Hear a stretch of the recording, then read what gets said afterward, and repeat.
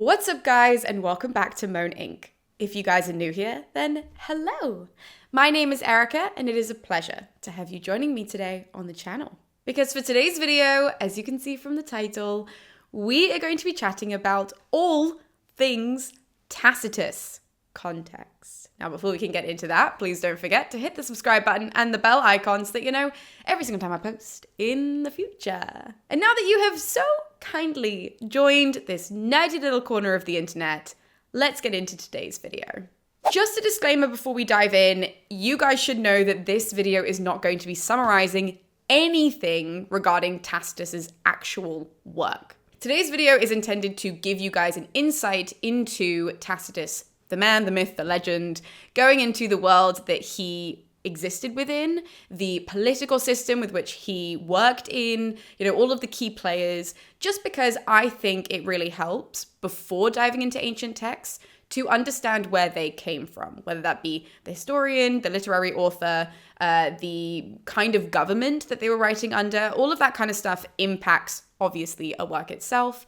And so that's what this video is. We're just going to be talking about Tacitus. I will be telling you, what texts he has, obviously, but those videos which are more in-depth about his works will be coming later on the channel. So just bear that in mind as we go through this video. If this is not for you, now is your time to disappear. But if you want to know about Tacitus, well then, guys, let's dive in. Tacitus was born around 56 AD or CE, depending on which, year classification you prefer. And he dies sometime around 120 AD or CE. Now, the reason why I say around, kind of, ish in all of these videos is because it is incredibly difficult for us historians. I mean, I act like I'm always part of the group that figured this out, even though I'm obviously not. But it is very difficult for historians to date these people accurately because these ancient authors are not writing autobiographies. They are not writing, this is when I was born, this is where I was born.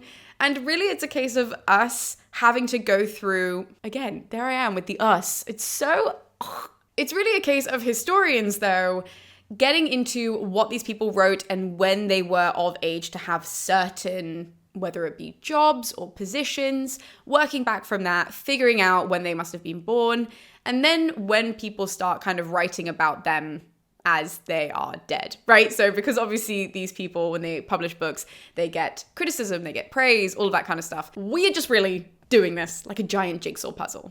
And so the reason I'm telling you guys that is because if you say something around 56 and something around 120, people know that you know what you're talking about. However, obviously, if you're in a class and your teacher is saying, no, he was born in 55 or he was born in 57, and no, he died in 117 or 118 over 120, just go with whatever they're saying. It gets you an A.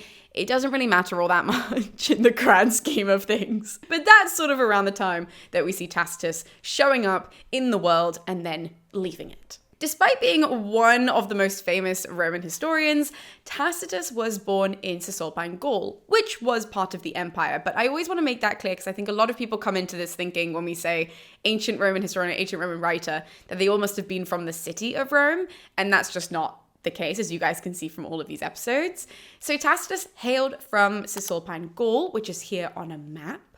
And we don't know, unsurprisingly, a lot about his family. Actually, we know pretty much nothing, aside from that they must have been wealthy. And you might be wondering how we know that. Well, the ancient world is not one that really lends itself to the rags to riches story. And so therefore, in order for Tacitus to have rose through the ranks in the way that he did, get all the jobs that he did, all the opportunities that he did, he must have been from a wealthy family. In fact, even from the beginning, we know that he was incredibly highly educated. We can tell that from a number of different things. He's also told us as well, actually two of his teachers later on. So when most ancient Romans even go through their education, it tends to be a couple of different routes, but the more common one that we see is the sort of rhetoric, oratory kind of line to success.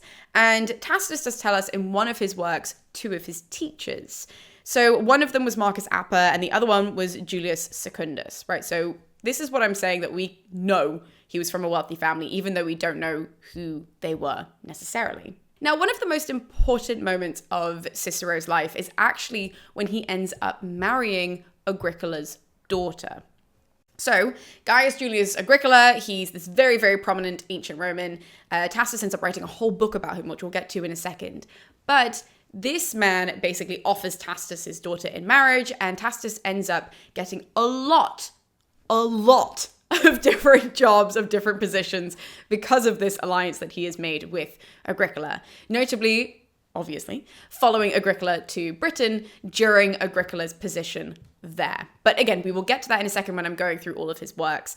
But that's kind of as much as we know about him. We do know that he, when it comes to working through the political ranking, he went very much the traditional way. I really should do a video about the rankings of Roman society and political society and how you kind of, rose up in those ranks, because it's very bog standard. You've got to go through a bunch of them. And he, we know on record, went through the praetorship. He gets, a quaestorship, all of that kind of stuff. Technically the other way around, but you know what I mean. He goes through all of that and ends up being very prominent in that world. But that's about as much as I can say about him personally, because everything else is inspired by his works. So we should probably move into what those are. Tacitus has 5 major works that he produced and published from his lifetime.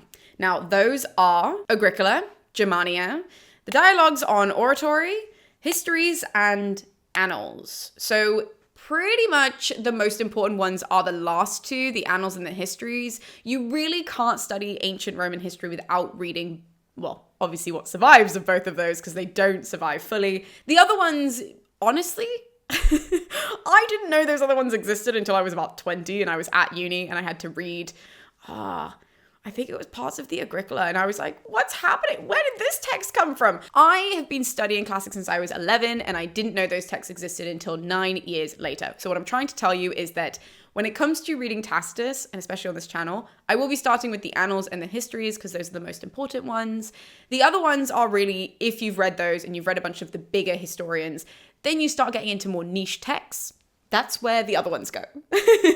So, starting with the Agricola was actually written probably around the same time as the Germania. This text, though, the Agricola, was a moral eulogy to his father-in-law, right? So to the man Agricola.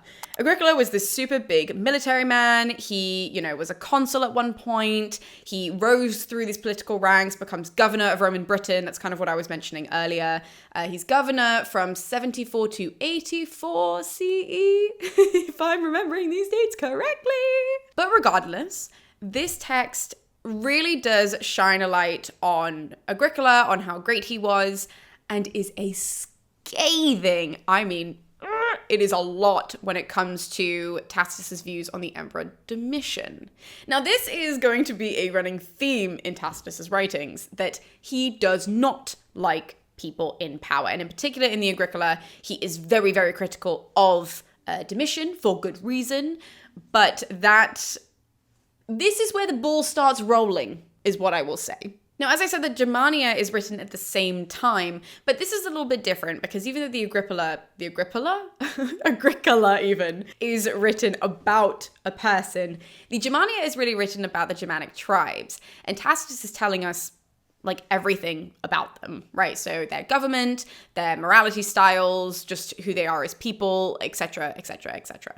And what's really apparent is that Tacitus views the Germanic tribes as being incredibly moral, as being, these stand-up peoples, and how Rome is quite lax in comparison. And that's his little motive throughout that book. So moving along into the Dialogues on Oratory by Tacitus, this is really a text where we kind of look at, Tacitus is really looking at the decline of oratory style, of oratory flair that's happening within the Roman world around him.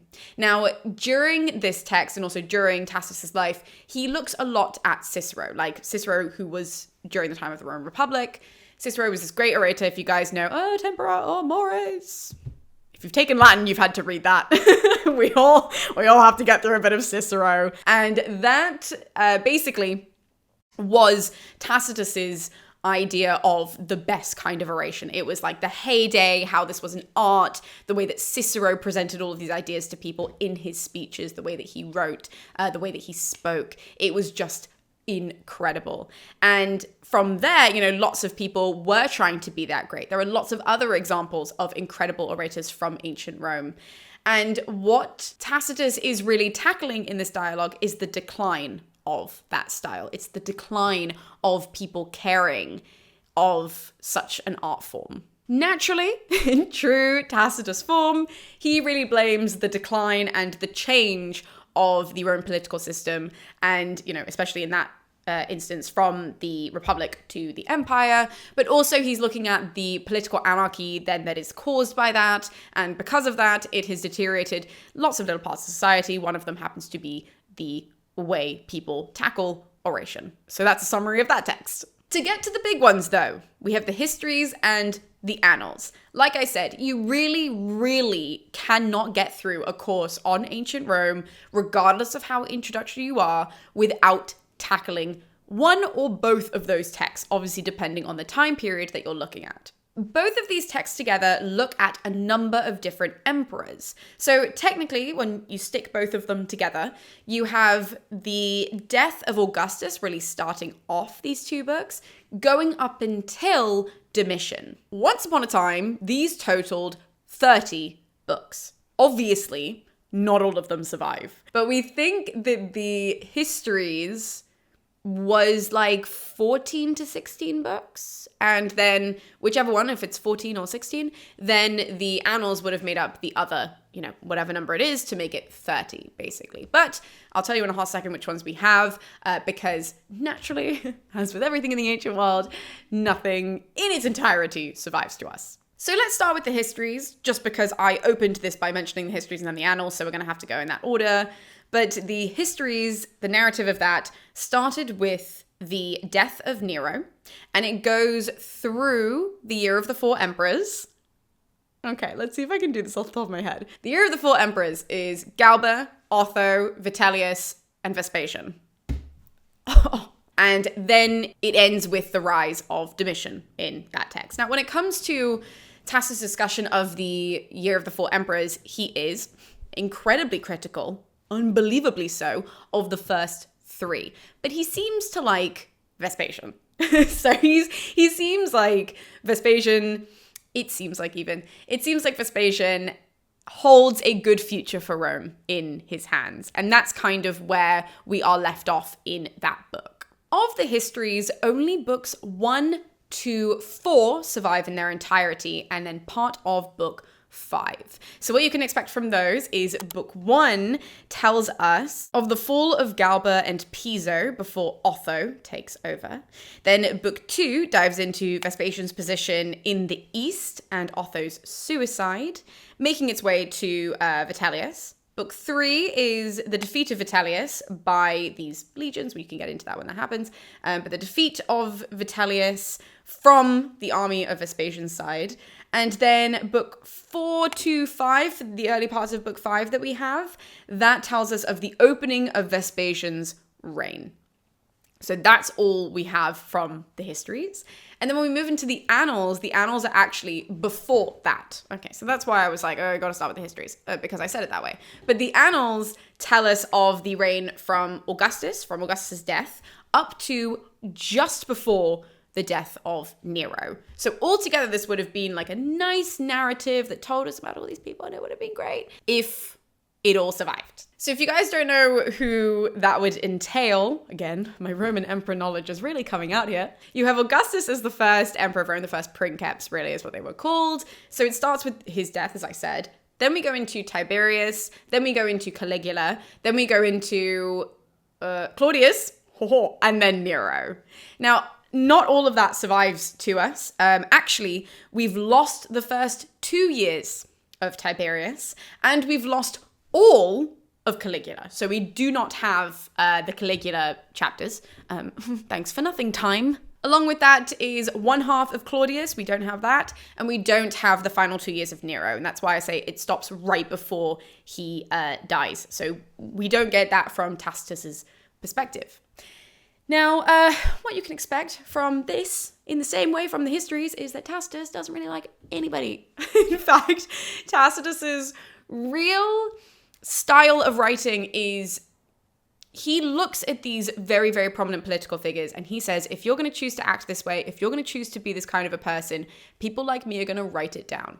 And we're going to remember all the things that you did or all the things that had happened to you. So these are all incredibly scathing. You need to bear in mind that Tacitus hates everyone. And I mean all the side characters as well. So the famous stories that we get from Tacitus that I've discussed on the channel, so you guys might be more familiar with, for example, the stories about Agrippina the Younger, when she murders Claudius from poisoning the mushrooms. That story is from Tacitus. Everything that we know, most that we know about Messalina, I interviewed my friend Honor, who wrote a biography about Messalina, but most of what we know about Messalina, who is one of the wives of Claudius, one of the many, those stories that you can read about in Honor's book come from Tacitus as well. So as you know from both of those, because I've discussed both those women, he did not like them at all. He was like, they're the worst, they're just absolutely horrible. But that's not in isolation. He thought that pretty much of everybody he wrote about, and it was more rare when he would find people that he would go, oh, actually, they're not that bad. So even though we get a lot of information about ancient Rome from Tacitus, he's publishing as he's alive, right? So he's, producing a book and then sending it out into the world. And so we know that a lot of people had many, many, many things to say about his writing. It's very important that as historians, you guys are now historians if you guys are watching my channel, we have to read everything with that little bit of critical thinking, right? So we can't trust everything that Tacitus says. We also can't not trust everything that he says, because where there's smoke, there's fire to a certain degree. And when it comes to Tacitus, there's lots of pushback from the ancient world of people saying that he's just there for, storytelling. He lacks a lot of chronology. That's a big criticism of Tacitus, that there's not a lot of chronology, but also he struggles a bit with geography. He struggles a bit with writing down military campaigns. Again, supposedly, this is something that we see throughout all time being said of Tacitus. However, a thing that is praised of him constantly is that because he was in all of these high-ranking positions, goes back to the start of this episode, he had access to so many different books. So many different records. I mean, every little scrap that was written, because he was in such high-ranking positions, he had access to. So, for example, I've already discussed Livy. Livy didn't have any of those things. He was just there to write a history. He was kind of using what was public knowledge rather than what was private knowledge in order to do that. So with a lot of that, we struggle because we've got to kind of piece together, okay, what is real history? What is the stuff that Livy is then just kind of making up kind of as he's going along? What are things that he's inserting for storytelling purposes because he couldn't read any of these private reports? Tacitus is one of the many people that has the private reports, and yet still there is criticism of him. But we do know that he was looking at, whatever record it was that he is writing about, or he was present. So when it comes to Agricola, he was literally even present for those things. Now, lastly, and then I will leave you because in real time, this recording is 45 minutes, so I've probably cut this to a disturbing degree. However, one last thing that I should mention is that I know a lot of you guys won't be reading the Latin. You won't really dive into the ancient sources from their originals, and I get that. That's the purpose of my channel, is to kind of bridge that gap and get you guys excited about these things. But Tacitus's writing, his Latin, it is gorgeous. It is so great. It is so special. The way that he tackles the language, but also makes it his own and really works in such a unique way with the language. He's an absolute joy to read. His word choice is always very strong. It is very rhythmic without it being he's not using the general poetic meter, or he's not trying to make it sound nice. He's not afraid of these short, pithy sentences. He is very much there. He is, yes, telling you a story, but he is kind of combining the Greek historiography, whatever the hell that word is. He is combining that with his own style and writing in this very pithy and fast way. It's formidable. It is harsh where it needs to be, and it is really in your face kind of a history, which very much matches the tone of his work, which was obviously intentional, but he's matching the tone of his work, which is, you know, again, like I said, this is a warning. If you want to act this way, people should be writing it down and they should be publishing it for everybody to read, not just for public records to hold. And so therefore, this is exactly what happened. We're not mincing the words whatsoever. And so in the Latin, he is a joy to read, even though he is incredibly, incredibly harsh of just about everybody. And with that, I will love you and leave you because this video is incredibly, incredibly long. But as I said, we will be only going into, or I only have plans at the moment to go into the histories and the annals on this channel. Okay, that's it. So we'll be starting with those in the videos to come. I am incredibly, incredibly excited. And if you guys need a copy of Tacitus, I do have affiliate links in the description below. So don't be shy to go and click on those because I get a little bit of the commission if you order through the links. But thank you guys so much for tuning into today's video, and I'll be seeing you next time with more Tacitus on the channel. I'll see you guys then.